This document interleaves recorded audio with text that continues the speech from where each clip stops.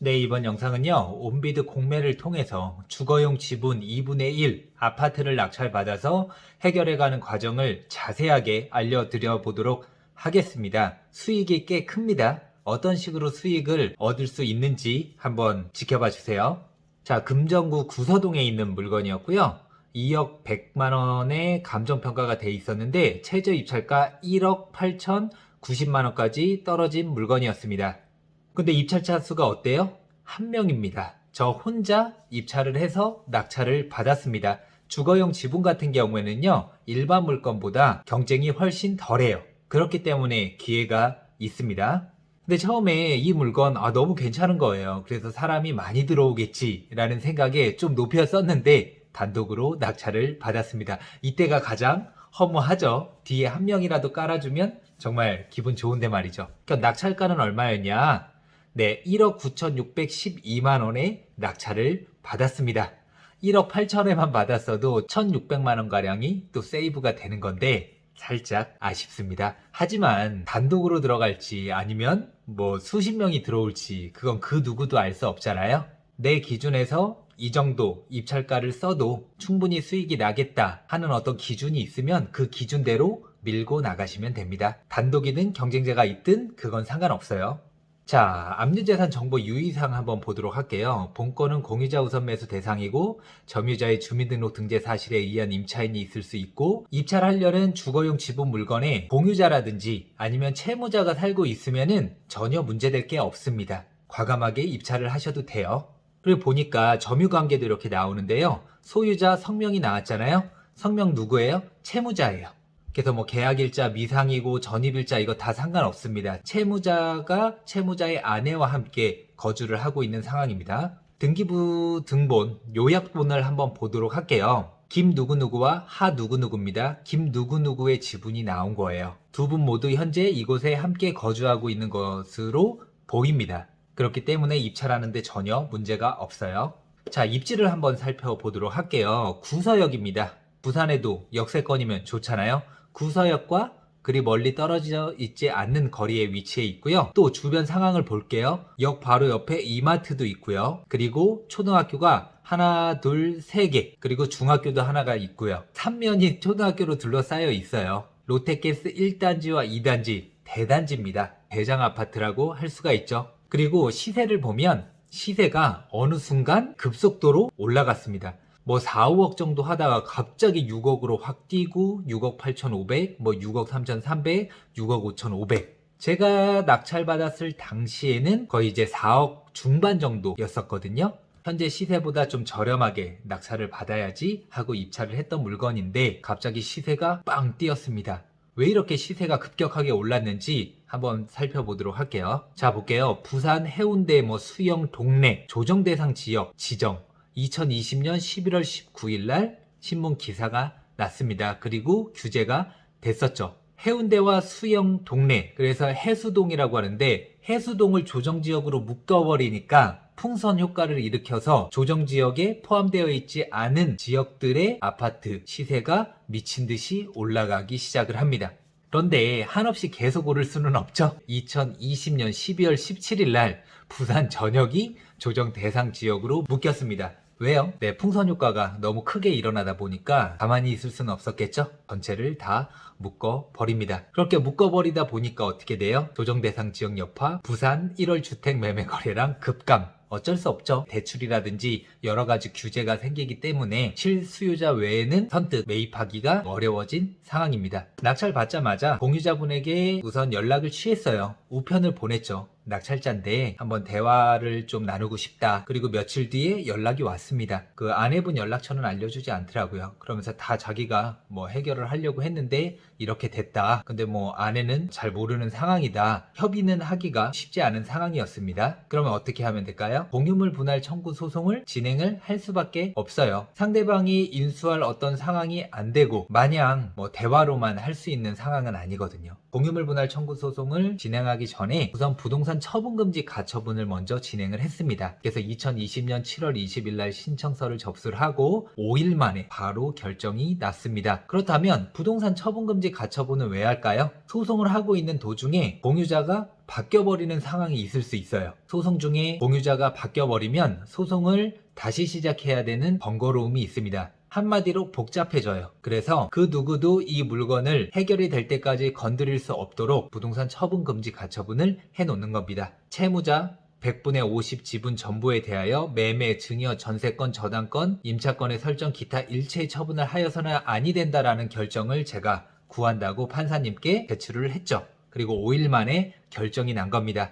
채무자는 별지기재 부동산에 대하여 매매, 증여, 전세권, 저당권, 임차권의 설정, 기타 일체 처분 행위를 하여서는 아니 된다. 한마디로 꼼짝마, 아무것도 못해요. 언제까지? 제가 처분금지 가처분을 풀 때까지요. 그리고 2020년 7월 22일 날 공유물 분할 청구 소송을 접수를 합니다.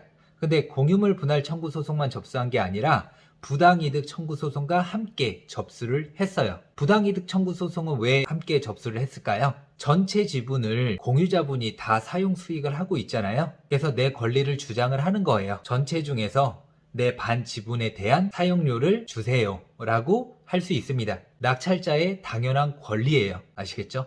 소장 접수를 하고 이제 피고분이 받았습니다. 그리고 이제 법무사를 통해서 답변서를 제출을 했더라고요. 어떤 답변서를 제출을 했는지는 좀 이따 설명드려 보도록 할게요. 그래서 결국에는 이제 2개월 정도 뒤에 조정 회부 결정이 있었는데 하나하나씩 한번 뜯어보도록 할게요. 제가 소장 접수를 했고 또 월 80만원씩 월세를 달라라는 부당이득 청구 소송도 진행을 한 겁니다. 그런데 이제 상대방한테 답변서가 제출이 됐는데 답변서 내용이 좀 재밌습니다. 원고 입장에서는 답변서를 보고 기분이 안 좋을 수도 있어요. 처음 소송을 진행하시는 분들은 상대방이 보낸 답변서를 보고 기분 나빠하시는 분들이 계시더라고요. 하지만 기분 나빠할 필요 없습니다. 하고 싶은 이야기를 판사님하고 원고에게 하는 겁니다. 그리고 최대한 자기 유리한 쪽으로 적다 보니까 상대방이 기분 나빠할 수도 있어요. 청구 원인에 대한 답변 한번 보도록 할게요. 관할 위반이래요. 부산지방법원으로 이송을 요망함. 부당이득 청구 소송과 공유물 분할 청구 소송을 함께 진행을 한다고 하면은 내 관할 법원에서 소송을 진행을 할 수가 있습니다. 그런데 상대방 입장에서는 부산이 가까운데 제가 서울에 있으면은 서울까지 와야 되고 저는 법인이 2개가 있는데 하나의 법인은 전주에 있거든요. 그래서 본점 소재지가 전주다 보니까 전주지방법원에다가 제가 소장을 제출을 했습니다. 그런 상황이라 피고 측 법무사분께서 부산지방법원으로 이송을 요망한다고 답변서를 제출했어요. 한번 읽어볼게요. 원고는 이 사건 공유물 분할 청구 소송을 전주지방법원에 제기하였으나 피고 주소도 부산이고 소송의 목적물인 공유물 분할 대상 부동산도 부산에 소재하고 있으므로 그 관할인 부산지방법원에서 재판을 하는 것이 규정에 맞고 소송 경제적 측면에서도 합당한 것이라 생각됩니다. 판사님께서는 이 사건을 부산지방법원으로 이송하여 주시기 바랍니다. 라고 우선 적었고요. 그리고 공유물 분할의 방법에 대해서 원고는 일반인이 낙찰하기를 꺼리는 공유지분이 경매로 나온 부동산을 노리고 이를 낙찰받은 후에 공유물 분할을 명분으로 소송을 걸어 상대방 공유자를 압박하여 이득을 취하는 것을 업으로 하는 전문적인 법인으로 보입니다. 처음 보시는 분들은 기분이 나쁠 수도 있잖아요. 어쨌든 공유지분으로 되어 있고 공매나 경매로 나오면 누군가는 낙찰을 받을 수밖에 없잖아요. 그래서 제가 낙찰 받아가지고 내 수익이나 이익을 극대화시키기 위해서 뭔가 상대방을 압박하고 공격하고 가진 것을 빼앗으려고 하고 그러려고 소송을 하는 건 아니거든요. 합리적으로 서로 가장 좋은 방법으로 해결할 수 있는 어떤 대안을 제시를 하고 그 대안에 응했을 때 서로 윈윈할 수 있는 거예요. 전라북도 전주에 소재하는 원고 회사가 부산 금정구에 그리고 일부 지분이 경매로 나온 것을 낙찰받은 사실만 보더라도 위와 같은 사정이 충분히 짐작이 되는 것입니다. 건물은 잘라서 분할할 수 없죠. 경매의 방법만이 능사가 아니고 원고와 피고 간의 적절한 금액으로 협의와 조정으로도 소기의 목적을 달성할 수 있죠. 당연합니다. 그리고 제가 80만원 이렇게 요청을 했잖아요. 거기에 대한 부당함을 주장을 하더라고요. 임료라는 것은 원고가 부르는 것이 값이 될 수 없는 것이고 월 80만원으로 산정한 근거를 제시해야 할 거래요. 현재 시세라든지 국토교통부에 올라와 있는 보증금과 월세, 보고 계산을 한 거거든요. 또 피고가 나름대로 생각하기로는 임대차법에 따른 전월세 전환율 2.5% 발표하였고 이 사건 부동산 매매 시세가 4억 3천만 원인 점을 감안하면 월 22만 3,958원이 적당하다라고 주장을 하더라고요. 피고 측에서 주장하는 걸 보면 월 22만 3천 원이면 곱하기 2하면 한 44만 원, 45만 원밖에 안 된다는 거예요. 초역세권에 또 3,000세대가 넘는 대단지, 아파트, 이마트도 있고요. 그런 아파트 월세가 보증금도 없이 50만 원밖에 안 될까요? 말도 안 되죠. 하지만 피고가 주장하는 건 마음입니다. 그리고 마지막 원만한 합의야 조정 요망. 주거용 지분 물건은 거의 조정으로 끝낼 수밖에 없습니다. 그래서 원고가 피고 지분을 매수하든지 피고가 원고 지분을 매수하든지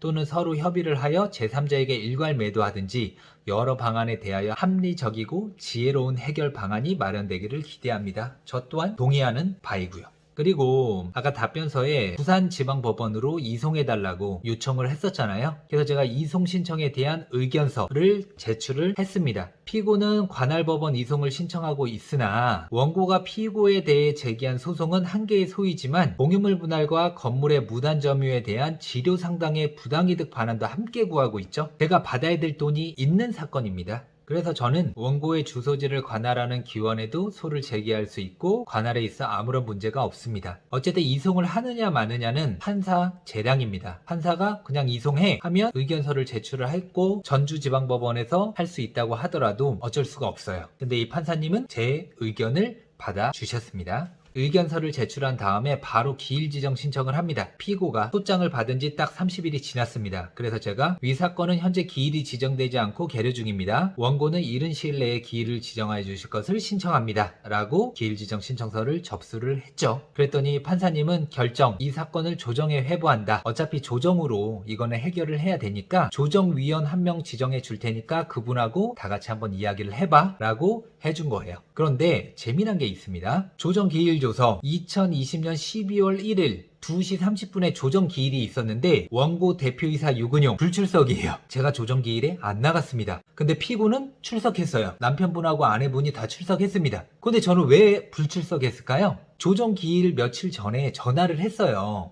혹시 아내분께서 전주지방법원까지 오시냐? 혹시라도 제가 갔는데 안 오시면은 헛걸음할 수가 있으니까 저 이것 좀 확인을 해보려고 연락을 드렸다. 안 갈 생각이라는 거예요. 와이프는 이것 때문에 짜증나 있고 또 내가 사업을 하다 일이 이 지경까지 됐는데 자기도 와이프한테 가라라고 할 수 있는 처지가 아니다. 갈 것 같다. 이렇게 이야기를 하시더라고요. 그래서 저는 안 나오시나 보다. 그냥 조정기일에 둘 다 불출석을 하면 변론기일이 잡히든 한 번 더 조정기일이 잡히든 할 거 아니에요. 안 온다고 하니까 안 갔습니다. 근데 상대방은 나왔어요. 황당하죠. 제가 바로 이걸 보고 바로 전화를 했어요. 저 선생님 안 나오신다고 하시면서 나오셨네요? 자기가 언제 그랬냐요. 황당하잖아요. 이렇게 제가 불출석을 하니까 판사님께서 판결을 내려버립니다. 어떤 식으로요? 조정을 가름하는 결정 경매에 붙여가지고 니네 반반씩 나눠 갖고 또 피고는 2020년 6월 30일부터 제1항 기재 부동산이 경매 절차에서 매각되는 날 또는 위 부동산의 점유 종료일 중 먼저 도래하는 날까지 매월 원고에게 얼마의 비율로 계산한 돈을 지급하라. 저는 80만 원을 주장을 했었죠. 상대방은 법무사 통해서 22만 원 정도 주장을 했죠. 근데 판사님은 40만 원으로 조정을 하시더라고요. 하지만 40만 원도 턱없는 금액이에요. 그런데 이렇게 조정을 가름하는 결정, 이 결정문을 다 받고 이 결정서 정본을 송달받은 날부터 2주일 이내에 이의를 신청하지 않으면 이 결정은 재판상 화해와 같은 효력을 가지며 재판상 화해는 확정 판결과 동일한 효력이 있습니다. 저도 2주 동안 어떠한 주장도 하지 않으면 이대로 판결이 나요. 그러면 월 40만 원밖에 못 받게 되는 거예요. 그래서 제가 어떻게 했을까요? 네, 조정 가름 결정에 대한 이의 신청서. 이 사건에 관하여 신청인은 2020년 12월 2일 조정에 가름하는 결정을 송달받았으나 이에 대하여 이의를 신청합니다. 판사님, 저 이의 있어요. 40만 원은 말도 안 되는 금액입니다. 라고 이의를 신청을 한 거예요. 그래서 그 이유를 써야 되겠죠? 이 사건에 관하여 원고는 다음과 같이 조정 가름에 대한 이의 신청서를 제출합니다. 1. 원고는 피고 남편과 지금까지 7, 8번 정도 통화를 했습니다. 조정일 2, 3일 전에 조정일에 참여 여부를 물었는데 아내는 조정에 참여하지 않을 것이라고 이야기를 했습니다. 그래서 피고가 불출석할 경우 당연히 조정 불성립이 되기 때문에 시간 낭비할 것 같아 참석하지 않았는데 피고와 피고 남편은 참석했던 상황입니다. 그리고 피고의 남편은 채무자고 이 사건 아파트에 대한 소유권이 없는 자라 공유자인 피고와 직접적인 대화를 요청했지만 피고의 남편은 계속해서 내가 전달하겠다. 물어보고 연락 주겠다. 아내는 통화를 하고 싶어 하지 않는다. 라고 하면서 연락을 하지 못하게 하고 있는 상황이었거든요. 그래서 변론기일을 통해서 피고 공유자분과 대화를 나누고 싶습니다 라고 적었습니다. 그리고 변론기일 전까지 기원의 부당이득금 산정을 위하여 별첨 제출과 같이 피고가 점유 사용하고 있는 부분에 대한 임료감정을 신청하고자 하오니 채택하여 주시기 바랍니다. 임료감정 결과가 나오면 그에 따라 추후 청구 취지도 정리하겠습니다 라고 제출을 했습니다. 그리고 감정신청서 피고의 부당 사용한 임료를 확정하기 위해서 2020년 6월 30일부터 2021년 4월 1일 기준으로 보증금 없는 제곱미터당 월 임료가 얼마인지 좀 확인해 주세요 라고 한 겁니다. 그랬더니 법원에서 정한 감정평가사 업체에서 예상 감정료 합계 해서 125만원, 꽤 비싸죠. 감정료 비쌉니다. 하지만 내가 125만원을 지불하고도 내가 40만원 받을 거를 만약에 60만원 아니면 70만원으로 임료감정이 확정이 된다고 하면은 손해가 아니죠. 더 큰 이익을 얻을 수 있다고 하면 임료감정 신청을 해야죠. 그리고 납부확인서 해서 125만원을 민사 예납금으로 해서 법원에 제출을 하고 접수까지 끝냈습니다. 그러면서 이제 기일 변경 명령이 나왔는데요. 위 사건에 관하여 지정된 2021년 원래 4월 9일 날 변론기일이 잡혔었는데 감정평가사가 임료감정서를 법원으로 제출을 해야 그때 변론기일을 지정하겠다라는 기일 변경 명령서입니다. 이 물건의 현재까지 어떤 진행 사항에 대해서 좀 말씀드리고 마치도록 할게요. 임료감정 확정이 곧 예정입니다. 며칠 전에 전화가 오셨어요. 자기가 전주에서 부산까지 내려가서 임료감정을 했다. 곧 법원에 보내드리겠다. 얼마로 되어 있는지는 물어보지는 않았습니다. 제출되는 서류 보고 알 수가 있겠죠. 매달 월세가 지금 들어오진 않습니다. 하지만 매도할 때 한꺼번에 받을 수가 있어요. 그러니까 시간이 지나더라도 조급해할 필요가 없는 거예요. 왜? 매달 한 6, 70만 원씩 지금 쌓이고 있는 거거든요. 이게 사라지는 돈, 없어지는 돈이 아닙니다. 그리고 두 번째, 공유자는 7억 3천만 원의 매물을 내놓은 상황입니다. 이사를 갈 예정이에요. 그러면 저와 함께 일반 매매로 부동산에 매매를 한다고 하면 가장 좋은 상황이잖아요. 근데 7억 3천만 원의 매물을 내놨는데 이 물건의 장점은 로열층입니다. 하지만 단점은 동향이에요. 그러니까 남향보다 가격이 상대적으로 좀 낮겠죠? 현재 남향 물건 6억 8천만 원에 팔린 게 최고가입니다. 그래서 7억 3천에는 매도가 어려운 상황인데 6억 7천에서 8천만 원 정도면은 매입할 수 있다는 사람이 있거든요. 여러 부동산에 통화를 했었을 때 실거주로 바로 입주할 수 있는 분은 계셨습니다. 하지만 7억 3천을 고집을 하다 보니까 그 손님도 놓쳐버렸죠. 그리고 세 번째는 부당이득금을 가지고 지금 매달 쌓이고 있잖아요. 곧 임료가 확정이 될 텐데 그동안 제가 받아야 되는데 못 받았던 그 금액을 가지고 판결문을 받으면 상대방 지분도 경매로 넘길 수 있어요. 이렇게까지 하고 싶은 마음은 전혀 없습니다. 하지만 말이 통하지 않고 계속 억지 주장만 하고 그리고 말도 안 되는 금액으로 올려놓고 이 가격 아니면은 안 나간다고 하면은 어쩔 수 없이 이 절차를 진행을 해야 될 수도 있어요. 이렇게 제가 2분의 1 지분을 강제 경매를 통해서 넘기면 어떻게 될까요? 저는 손해볼 거는 하나도 없습니다. 왜? 강제 경매가 진행된다면 저는 공유자이기 때문에 공유자 우선 매수 청구권이 있어요. 그래서 공유자 우선 매수를 통해 상대방 지분도 저렴하게, 왜? 경매로 넘어가면 한 번 정도는 유찰될 거 아니에요. 그때 제가 공유자 우선 매수 신청서를 접수를 해 놓으면 아무도 안 들어올 거 아닙니까? 감정가의 한 70% 정도 되는 가격에 또 상대방 지분까지 가지고 올 수 있어요. 그럼 제 수익은 극대화되는데 상대방 입장에서는 가장 안 좋은 상황입니다. 이런 상황까지 만들려는 생각은 전혀 없어요. 서로가 윈윈할 수 있는 가장 좋은 방법은 지분대로 정해진 금액을 받는 게 가장 깔끔하겠죠. 그럼 마지막으로 2분의 1 지분 1억 9,612만 원의 낙찰을 받았었습니다. 그리고 전체 지분 6억 8천만 원 정도에 매도를 한다고 하면 최종 수익은 세전이긴 하지만 1억 4,388만 원. 괜찮아요? 안 괜찮아요? 이 정도면 괜찮죠. 주거용 지분 남들이 까다롭고 어렵고 번거롭다고 생각되지만은 별로 번거로운 것도 없고요. 또 이 물건에 제가 투입되는 시간이 다 합쳐보면은 1시간 정도도 안 돼요. 소송은 전자소송으로 한 10분이면 접수하고요. 또 공유자하고 통화 오래 해요? 안 해요. 한 2, 3분 정도 통화하는 게 끝입니다. 10번 통화해봤자 2, 30분밖에 안 됩니다. 그리고 답변서 같은 게 도착하면은 그거에 대한 의견서 제출을 하는데 10분, 15분밖에 안 걸려요. 제가 지금까지 이 물건에 들인 시간은 1시간 정도밖에 안 됩니다. 그런데 수익은 낙찰받고 1억 4,388만 원. 그리고 제가 이 물건 낙찰받기 위해서 부산까지 임장을 갔어요?